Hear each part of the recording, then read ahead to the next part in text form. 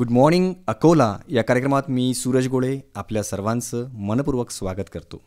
श्रोत्यांनो, असं म्हणतात ना की बाळाचे पाय पाळण्यातच दिसतात. म्हणजे एखाद्या बालकाच्या लहानपणापासून तो जो काही विविध उद्योग करतो त्यावरतूनच तो भावी आयुष्यामध्ये काय पराक्रम गाजवणार आहे म्हणजे याचा अंदाज अगदी सुरुवातीला लागलेलाच असतो. उद्याचं विश्व उजळविणारा एक तारा आहे आणि कोवळ्या वयात कलेला समर्पित धारा सुंदरशा ओळी मला वाटतं अगदी समर्पकपणे आपल्या अकोला आकाशवाणीच्या स्टुडिओमध्ये आलेल्या एका उदयोन्मुख बालकलाकारासाठी त्या साजेशा ठरतात. कारण आपल्या अकोला आकाशवाणीच्या स्टुडिओमध्ये विदर्भाची शान आणि आपल्या अकोल्या मातीतच उमललेलं एक कोवळं फूल आपल्या भेटीला आलेलं आहे. त्याच्यासोबत आपण दिलखुलास गप्पा करणार आहोत. आपल्यासोबत आहेत चिरंजीव स्वराज आतिश सोसे. त्यांनी अनेक मराठी चित्रपटांमध्ये, लघुपटांमध्ये, जाहिरातींमध्ये बालकलाकाराची भूमिका करून सर्वांचं लक्ष वेधलेलं आहे. तर मला वाटतं सर्वजण स्वराजला ऐकण्यासाठी उत्सुक असाल. स्वराज, अकोला आकाशवाणीच्या स्टुडिओमध्ये खूप खूप स्वागत आहे. नमस्कार. नमस्कार. स्वराज, तू संपूर्ण महाराष्ट्रामध्ये लोकप्रिय झालेला आहेस. विविध चित्रपटांच्या माध्यमातून, लघुपटांच्या माध्यमातून, जाहिरातींच्या माध्यमातून. तर मला सांग की तू सर्वप्रथम कुठल्या शाळेमध्ये शिकतो आहेस? मी श्री समर्थ पब्लिक स्कूल या शाळेत शिकतो आणि मी फिफ्थमध्ये आहे. अच्छा अच्छा. काय तुझ्या शाळेचे काय अनुभव असतात? तुला शिकायला आवडतं की चित्रपटांमध्ये काम करायलाच आवडतं?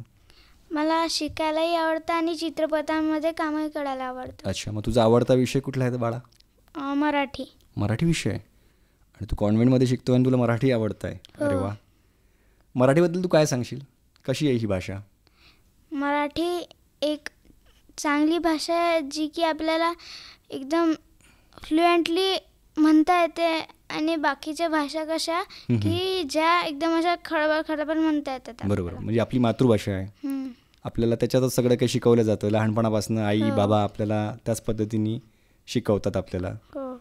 तुझे आईबाबांचं पण खूप मोठं नाव आहे. तुझ्या आईबाबांबद्दल काय सांगशील तू? माझे आई बाबा खूप मोठे आहेत. सांग ना. बाबा काय करतात, आई काय करते? बाबा एका स्कूलमध्ये टीचर आहे आणि आई एका कॉलेजमध्ये टीचर आहे. अच्छा अच्छा. तू बाळा, तुझ्याबद्दल मला वाटतं श्रोत्यांना जितकं सांगावं तितकं कमी पडणार आहे. कारण तू बऱ्याचशा चित्रपटांमध्ये सुद्धा काम केलेलं आहे. जर स्वराजबद्दल जर आपल्याला श्रोत्यांना ऐकून घ्यायचं असेल तर स्वराजने अनेक चित्रपटांमध्ये अभिनय केलेला आहे. बाप्पा माझा पर्यावरणाचा राजा या लघुपटामध्ये त्यांनी प्रमुख बालकलाकाराची भूमिका निभावलेली आहे. मोरया रे मोरया या अल्बम सॉन्गमध्ये सुद्धा काम केलेलं आहे. पर्यावरणपूरक दीपोत्सव हा एक माहितीपटसुद्धा स्वराजने केलेला आहे. अनेक जाहिरातींमध्ये सुद्धा तो झळकलेला आहे. CBSEचे पाठ्यपुस्तकांचे जे व्हिडिओज आहेत त्याच्यामध्ये सुद्धा त्यांनी छान पद्धतीने एक भूमिका वठवली आहे. प्रेम हा लघुपटसुद्धा त्यांनी केलेला आहे. काटा एक मराठी चित्रपट येऊ लागला आहे, मला वाटतं त्याच्यामध्ये पण सुद्धा प्रमुख बालकलाकाराची भूमिका त्यांनी केलेली आहे. असे अनेक चित्रपट, लघुपटमध्ये तू काम केलेलं आहे. तू अनुभव सांगशील का मला? टप्प्याटप्प्याने एक एक मोठमोठ्या कलाकारांसोबत सुद्धा काम केलं असेल तर तू कोणाकोणाला भेटला आहे? अशोक सराफ, निशिगंधा वाड, महाजनी काश्मीर सर, कुंजिका मॅम आणि खूप कलाकारांना भेटलो आहे. तुला एवढं लहान वयात तुला हे सगळे नावं वगैरे तुला अवगत आहेत? ते कोण कोण आहेत? अशोक सराफ सरांसोबत तू भेटला होता, तो अनुभव सांग ना मला. अशोक सराफांना भेटलं होतं. मी म्हटलं होतं मला पण तुमच्यासारखंच व्हायचं आहे. ते म्हणत होते तू मोठा होऊन माझ्यासारखाच होशील. अच्छा अच्छा. आणि बाकी पण आणखीन कलाकारांना भेटला, त्यांच्यासोबतचे काय अनुभव आहेत तुझे? खूप छान. नाही, खूप छान. पण काय अनुभव आहेत बाळा? आता तुला कसं वाटलं त्यांच्यासोबत भेटताना? एवढ्या मोठ्या कलाकारांना आपण भेटतो, आपण एकदम छोटासा बालकलाकार. मग काय वाटतं?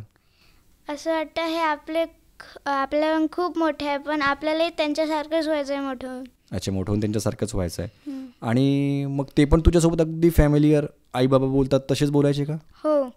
तुला जवळ पण घेतलं असेल? हो. कारण तू अगदी 10 वर्षाचं एकदम चिमुकलं फूल आहेस बाळा. आणि तुला छान बोलता येतं, तू छान बोलतो आहेस. हो. तुझ्या चित्रपटांमधला एखादा डायलॉग वगैरे म्हणून दाखव ना. आई बाप्पाला किती त्रास होत असेल. बाप्पा माझा पर्यावरणाचा राजा हा जो एक लघुपट आहे त्यामधला तू एक डायलॉग म्हणून दाखवला होता. तुझ्या चित्रपटाविषयी सांग ना मला, त्या लघुपटाविषयी. तो महानगरपालिकेने याच्यासाठी केला होता की प्लॅस्टर ऑफ पॅरिसचे जे गणपती असतात ते असे एकदम पडले राहतात आणि ते नंतर काढून घेतात. शायदो मातीचे कसे विरघळून जातात, त्यामुळे केला होता. अच्छा अच्छा. तुझ्या भक्तांची झाली रे लगबग, घराघरात रस्त्यावर झगमग, आगमनाची तुझ्या आतुरता आमच्या जीवाला लागली रे तगमग. मोरया रे बाप्पा मोरया रे बाप्पा मोरया रे बाप्पा मोरया रे. पर्यावरण पूरक सण यंदा आपला प्रसन्न बाप्पाला करूया रे. मोरया रे बाप्पा मोरया रे बाप्पा मोरया रे बाप्पा मोरया रे. पर्यावरण पूरक सण यंदा आपला प्रसन्न बाप्पाला करूया रे. फक्त शाडूच्या मातीची मूर्ती, देवादाही देशात तुझी कीर्ती, तुझे रूप सदा हो पवित्र, नको विसर्जनानंतरचे भग्न चित्र. भक्त आम्ही तुझे सारे घेणार खबरदारी, सृष्टीच्या रक्षणाची उचलणार जबाबदारी. तुझी मूर्ती रे मोरया मंगल, नको आता प्लास्टर ऑफ पॅरिसची दंगले. मोरया रे बाप्पा मोरया रे बाप्पा मोरया रे बाप्पा मोरया रे. पर्यावरण पूरक सण यंदा आपला प्रसन्न बाप्पाला करूया रे. मोरया रे बाप्पा मोरया रे बाप्पा मोरया रे बाप्पा मोरया रे. पर्यावरण पूरक सण यंदा आपला प्रसन्न बाप्पाला करूया रे. स्वराज, तुझ्यासोबत बाबासुद्धा आले आहेत. मला वाटतं आपण बाबांना पण सुद्धा बोलकं करूयात. हो. तर सोसे साहेब, आपलं सुद्धा अकोला आकाशवाणीच्या स्टुडिओमध्ये मनपूर्वक स्वागत आहे. मनापासून खूप खूप धन्यवाद सर. मला वाटतं की म्हणतात ना की बाळाचे पाय पाळण्यातच कळतात, पण कधी कधी मला असं वाटतं आहे की वडिलावरतून आपल्याला एक लक्षात येऊन जातं की ती कार्बन कॉपी नक्कीच असणार आहे. तर थोडं स्वराजच्या विषयी पण आपण थोडं जर आपल्या श्रोत्यांना अवगत करून दिलं तर. मला असं वाटतं खरं तर कार्बन कॉपी म्हणण्यापेक्षा त्याचं एक वेगळेपण जे आहे ते तो जपतो आहे. बरोबर. म्हणजे तुम्ही त्याच्याशी ज्या पद्धतीने संवाद साधत आहात आणि तो ज्या पद्धतीने उत्तर देते आहे, एक कौतुकास्पद असं कुठल्याही वडिलाला वाटेल, एक अभिमानास्पद वाटेल, अशा पद्धतीने मला ते खरं तर वाटतं आहे. तो जो सांगतो आहे की बाप्पा माझा पर्यावरणाचा राजा, हा जो लघुचित्रपट आहे, सागर आंगणे म्हणून आणि निनादजी शेट्टे सर यांनी तो दिग्दर्शित केलेला लघुपट आहे.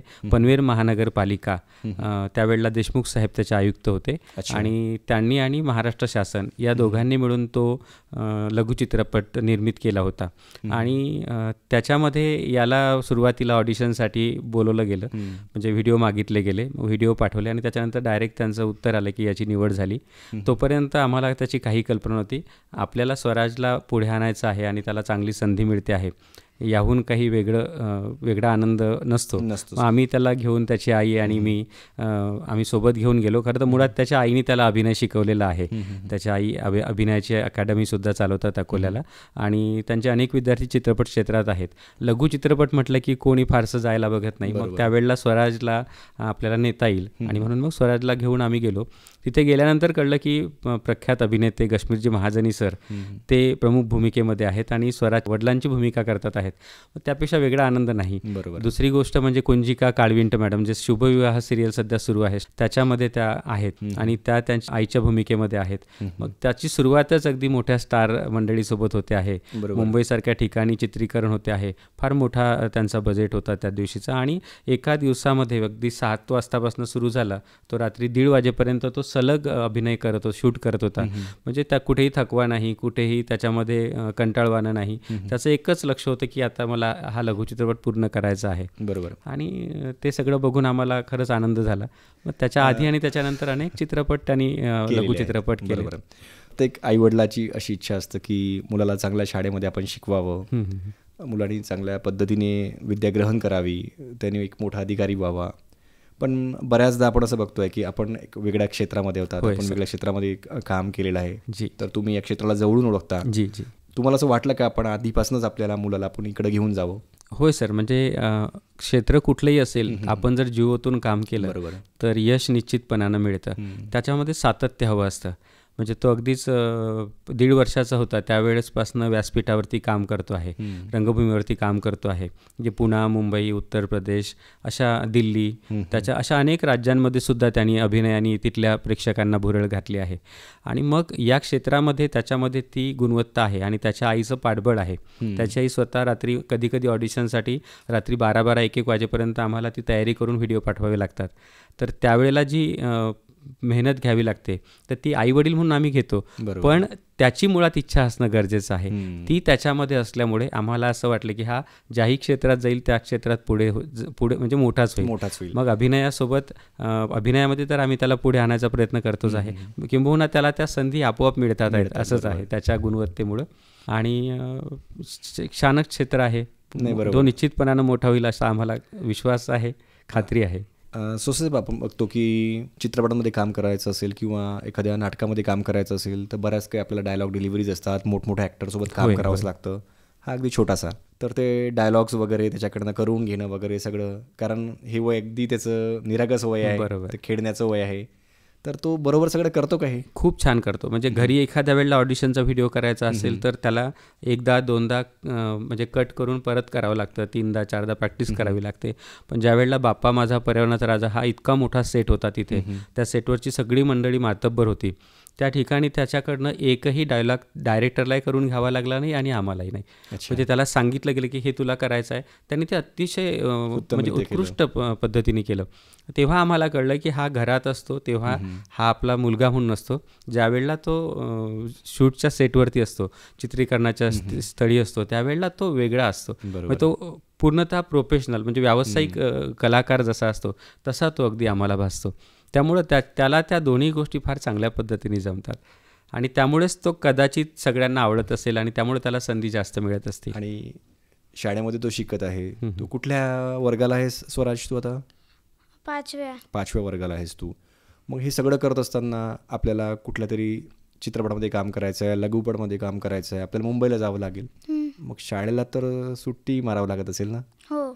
मग ते राहिलेलं होमवर्क वगैरे ते कसं करतो बेटा तू मग सगळं? मग मधात वगैरे सुट्ट्या येत असतील तर मग ते घरी करून घेत असतो, नाही तर मग सुट्ट्याने असतील रात्री घरी करून घेत असतो. अच्छा. आणि मग स्कूलमध्ये पण विविध स्पर्धा असतील, त्याच्यामध्ये पण तू भाग घेतो का? खूप घेतो. कशामध्ये? नाटक वगैरे करायचं असलं त्याच्यात, गायचं असलं, चित्रकला वगैरे खूप कलामध्ये, सगळ्यांमध्ये तुला आवड आहे एकदम अशी? हो. तुला असं वाटतं की आपण बाबांपेक्षा पण मोठं व्हावं आपल्या? हो. कारण सोसाहेब मला असं वाटतं की कुठली पण आई अशी म्हण आहे की ती आपल्या काकीमध्ये मुलाला घेतं, पण वडील त्याला आपल्या खांद्यावरती बसवतात, कारण आपल्यापेक्षाही दूरची दृष्टी त्याला दिसावी. खरंच. तर निश्चितच तुम्ही त्या दृष्टीला दाखवण्याचा प्रयत्न करतात. आणखीन पण त्याच्या कलागुणांविषयी आपण काय सांगाल श्रोत्यांना आपल्या? त्याला खरं तर म्हणजे प्रत्येकाशी संपर्क साधायला खूप आवडतं. त्या अनुषंगाने आम्ही त्याला राष्ट्रपती भवन, राजभवन, त्यानंतर मंत्रालय, त्यानंतर मंत्री महोदयांच्या भेटी, जिल्हाधिकारी महोदयांची भेट, CEO मॅडमची भेट, पोलीस अधीक्षकांची भेट, अशा सगळ्यांच्या संपर्कात आणण्याचा आम्ही प्रयत्न करतो, जेणेकरून त्याला त्यातून प्रेरणा मिळत जाईल. आणि प्रत्येक ठिकाणी त्याचं कौतुक होतं, त्याला जवळ घेतलं जातं, त्याच्यासोबत फोटोज घेतले जातात. मंत्रालयामध्ये आम्ही जेव्हा गेलो होतो तेव्हा त्याच्यासोबत फोटो घ्यायला अनेक लोक स्वतःहून आले होते. तो एक आनंदाचा क्षण होता. परदेशी साहेब स्वतः उभे राहून त्याच्यासोबत फोटो घेतला. म्हणजे महाराष्ट्राचे सचिव आहेत मुख्यमंत्री साहेबांचे, तर शिखर परदेशी साहेब, अशोकजी सराफ साहेबांसोबतचा आनंद तर म्हणजे माझ्याच गगनात न मावणार होता. म्हणजे त्याचं नशीब खूप छान आहे की ही इतकी थोर माणसं त्याला अगदी म्हणजे आपुलकीने भेटतात आणि त्याच जिव्हाळ्याने त्याला कुरवाळतात, त्याच्या पाठीवरून प्रेमाची थाप देतात. तर हा आनंद बघताना खूप छान वाटतं. म्हणजे आत्ता रिसेंटली आम्ही मुंबईला गेलो होतो कांचनताई अधिकारी यांच्याकडे, तर त्यांनी स्वतः त्याच्यासाठी जेवणाचा कार्यक्रम ठेवला आणि त्याला सांगितलं की हे सगळं मी तुझ्यासाठी स्वतः बनवलं आहे. आणि त्यांनी ते त्याला अक्षरशः भरवलं सुद्धा. म्हणजे ते बघतानाही पालक म्हणून, वडील म्हणून एकदा डोळ्यात आपल्या पाणी येतं आणि तो आनंद खूप छान असतो. तर अशा पद्धतीने त्याची जडणघडण आहे. त्याला प्रत्येक क्षेत्रामध्ये काम करावंसं असं वाटतं. म्हणजे तो जेव्हा लहान होता तेव्हा त्याला अभिनयाच्या क्षेत्रात यायचं होतं. मग तो भाषण कला शिकला, अभिनय शिकतो आहे, अभिनय करता करता भाषण पण देतो. त्यानंतर मग त्याला असं वाटलं की पप्पा आता मी कुठेतरी संगीत शिकलं पाहिजे. मग त्यांनी हार्मोनियम क्लास जॉईन केला अकोल्याला, आमच्या घराच्या शेजारीच आता. त्याच्यानंतर त्यांनी पुढे म्हणाले की आता मला गायनाच्या क्षेत्रात यायचं आहे. आता तो गातो सुद्धा, म्हणजे गायनाच्याही क्षेत्रात आहे, हार्मोनियमही वाजवतो आहे, अभिनयही करतो आहे आणि शिकतोही आहे. शिकत असताना त्याला आम्ही सांगितलं की फक्त शिकायचं म्हणून शिकायचं नाही, माणूस पण जपत आपल्याला शिकता आलं पाहिजे. म्हणजे माणूस बनून शिकायचं आणि माणुसकी जपायची, या 2 गोष्टी तुला करता आल्या पाहिजे. त्यांनी ते अतिशय उत्तमरित्या सगळं सांभाळलेलं आहे. म्हणजे तो ज्या पद्धतीने सगळं ते करत असतो ते खरंच खूप कौतुकास्पद आहे. आपल्याला पण म्हणजे श्रोते आपल्याला ऐकत असतील तर त्यांना तुम्ही काय सांगाल? त्यांनाही लहान मुलं असतील, प्रत्येक एका बालकामध्ये कुठले तरी एक कलागुण असतात, त्या प्रत्येक कलागुणांना वाव मिळाली पाहिजे. शाळा एक शाळा, बरोबर, असं नको व्हायला हवं. नाही, आताचा जो काळ आहे ना सर, फक्त शाळा एक शाळा करून होणारच नाही. बरोबर. म्हणजे समुपदेशनाच्या संदर्भात असेल, मी त्यातही मेरिट आहे. बालकांशी आणि पालकांशी मी सातत्याने चर्चा करत असतो आणि प्रत्येकदा मुलांना शिकवताना मुलांच्या ज्या काही अडचणी असतील किंवा त्यांचं जे म्हणणं असतं ते माझ्या काळजापर्यंत येऊन पोचतं. त्यावेळेला मला जाणवतं की मुलांना म्हणजे स्वतंत्र पद्धतीने त्यांच्या मनासारखं जगू दिलं पाहिजे.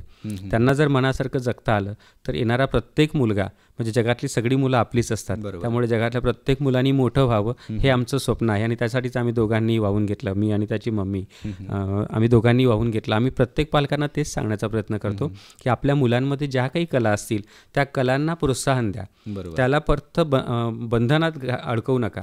आता हा सकाळपासून सुरू होतो स्वराज, त्याचा दिवस 6 वाजता उजाडतो, तो रात्री 9:30-10 वाजता त्याचा दिवस संपतो. तोपर्यंत तो सातत्याने शाळा, नंतर घरी आल्यानंतर ट्युशन क्लासेस असतात, त्यानंतर संगीत क्लास असतो, त्यानंतर अभिनय क्लास असतो, या सगळ्या गोष्टी. आणि जर मुंबईवरून एखादा कॉल आला तर मग ऑडिशनचा व्हिडिओ तो रात्री 12:30-1 पर्यंत पोहोचतो. पण त्याला ते आवडतं म्हणून तो त्याच्यामध्ये जीव ओतून काम करतो. असं प्रत्येक मुलामध्ये प्रत्येक गट असतो. तर प्रत्येक आईवडिलांनी त्याच्यामध्ये जे चांगलं आहे त्याला प्रोत्साहन दिलं पाहिजे, त्याला पुढे आणलं पाहिजे आणि त्याला त्याच्यासाठी आणखी काय करता येईल त्याचा विचार केला पाहिजे. पण प्रत्येक पालक काय करतात की घरी आल्यानंतर त्यांनी ट्युशनला जावं, ट्युशनवरून आला की परत अभ्यास करावा, असं नाही होत सर. मुलांना आपण किती बंधनात अडकवावं, म्हणजे पालकांनी विचार करायला हवा. आणि आपण हल्ली बघतोय की या छोट्या छोट्या मुलांवरती पण आज स्ट्रेस येऊ घातलाय खूप जास्त. कारण आपल्या वेळेस आपण बघत होतो की आपण अगदी लहानपण आपलं स्वच्छंदीपणे जगलो, आणि हे लहान मुलं फार अगदी दडपणामध्ये आहेत की मी घरी गेल्यानंतर मला आई वडील अभ्यास करायला लावतील का, उद्या शाळा आहे का, किंवा शाळेचाच असा करिक्युलम झालाय आता की त्यांना दडपण येऊ घातलंय, टीचर काय म्हणतील. सर काय होतं ना, आता अलीकडे म्हणजे शिक्षणाशी फारसं नातं कुणाचं राहिलं असं मला वाटत नाही. जी नाळ मुळात असायला हवी ती राहिली नाही. शिक्षकांना मुलांविषयी फार प्रेम राहिलं असं वाटत नाही. फार कमी संख्या अशी आहे की ज्यांना मुलांविषयी वाटतं, ज्या संस्थांना वाटतं, ज्या शिक्षकांना वाटतं, पण प्रमाण फार कमी आहे. असं असताना ना मुलांना आपण खूप जपलं पाहिजे. शिक्षकांनी ना मुळात मुलांकडे लक्ष दिलं पाहिजे आणि त्यांना समजून घेतलं पाहिजे. शिक्षकही समजून घेत नाहीत, मग मुलांमध्ये काय होतं की शिक्षकही समजून घेत नाही शाळेमध्ये गेल्यानंतर, आणि घरी आल्यानंतर आई वडील समजून घेत नाही. मग मी करायचं काय, त्याची घुसमट होत जाते सर. त्यामुळे या दोघांनी त्याच्यावरती लक्ष देऊन त्याच्या मनासारखं करणं हे फार महत्त्वाचं आहे. म्हणजे दडपणाशिवाय स्वच्छंद जगणं हे फार महत्त्वाचं असतं. भारत सरकार नवी दिल्लीच्या वतीने राष्ट्रीय बालकलाकार पुरस्कार 2024 नामांकन सुद्धा स्वराजला मिळालं आहे. या अनुभवाविषयी काय सांगाल? आपल्याला काय वाटतं की आपला एवढ्या लहान मुलाला एवढा मोठा पुरस्काराचं नामांकन मिळत आहे? खूपच आनंदाचा क्षण होता सर तो आमच्यासाठी. म्हणजे आपण ज्या वेळेला असं ठरवतो की आपल्या मुलाला प्रत्येक गोष्ट मिळाली पाहिजे, मुळात त्याची अशी इच्छा होती की मला पप्पा दिल्लीत जाऊन एक छान पुरस्कार मिळाला पाहिजे.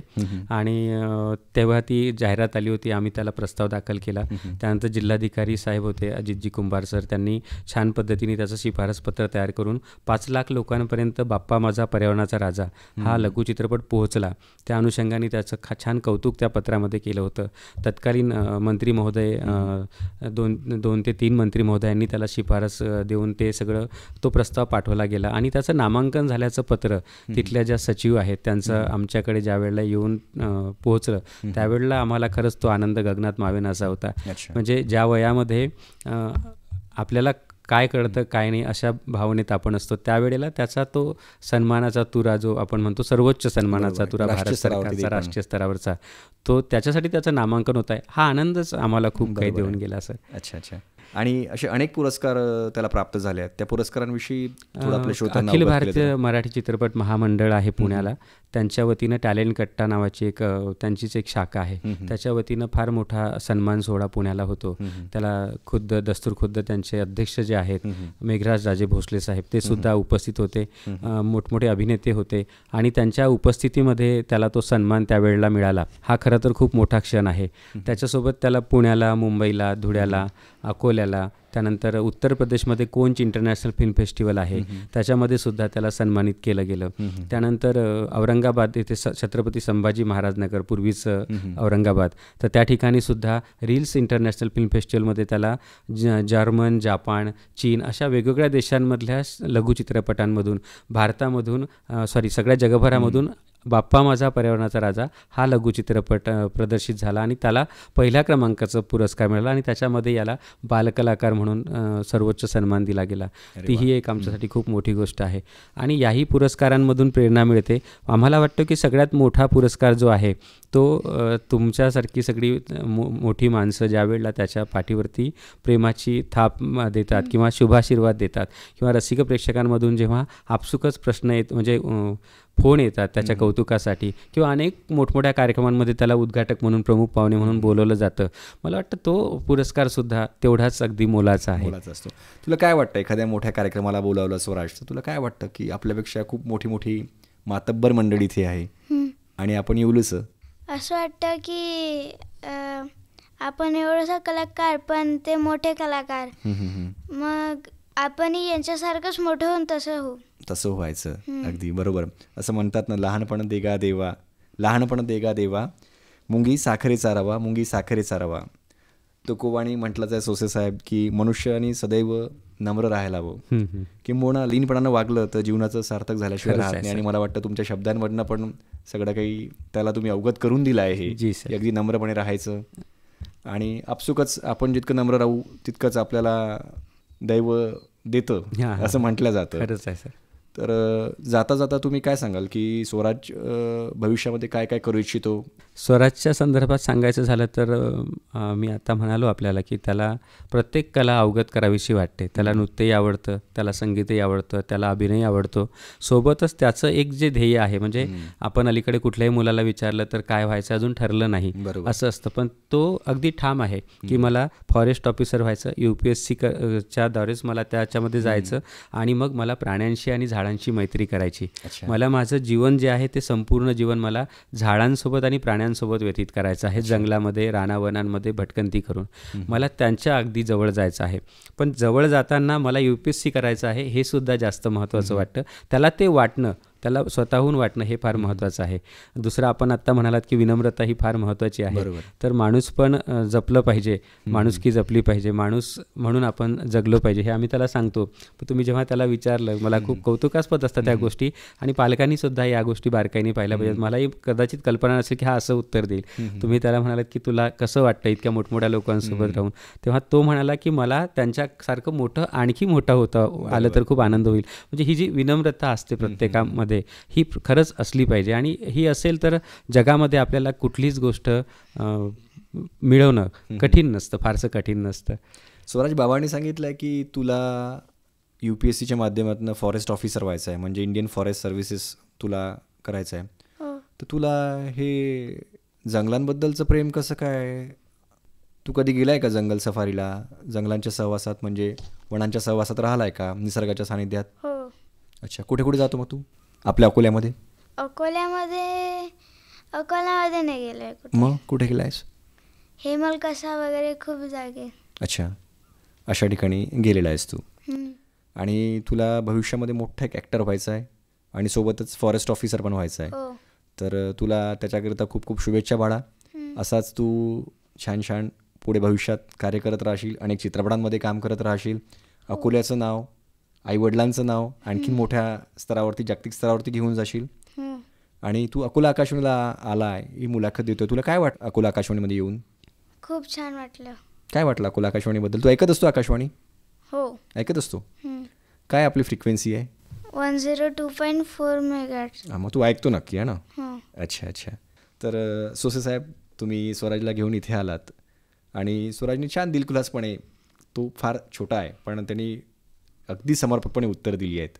तर निश्चितच मला वाटतं आपल्या श्रोत्यांनासुद्धा त्याची उत्तरं भावली असतील. हां सर. आपण इथं वेळात वेळ काढून आलात, स्वराजनी पण आम्हाला वेळ दिला, तर त्याचा पण खूप खूप कौतुक, त्याला शुभेच्छा आणि धन्यवाद. आणि आपल्याला पण खूप खूप धन्यवाद सर. मीही स्वराजच्या वतीनं आणि माझ्या वतीनं आपले मनापासून धन्यवाद व्यक्त करतो. खरं तर एवढ्या लहान वयामध्ये आपल्यासारख्या अगदी अभ्यासू अधिकारी पदावर असणाऱ्या व्यक्तीने त्याची मुलाखत घ्यावी आणि या निमित्ताने त्याला शुभाशीर्वाद देत त्याला सगळ्यांपर्यंत पोहोचवावं, ही खरंच खूप मोठी गोष्ट आहे. त्यासाठी आमच्या सर्व परिवाराच्या वतीनं आपलं मनापासून खूप खूप धन्यवाद सर. खूप खूप आभार. सगळं श्रोत्यांच्या वतीने आणि अकोला आकाशवाणीच्या वतीने खूप खूप आभार आणि धन्यवाद. Thank you sir. धन्यवाद.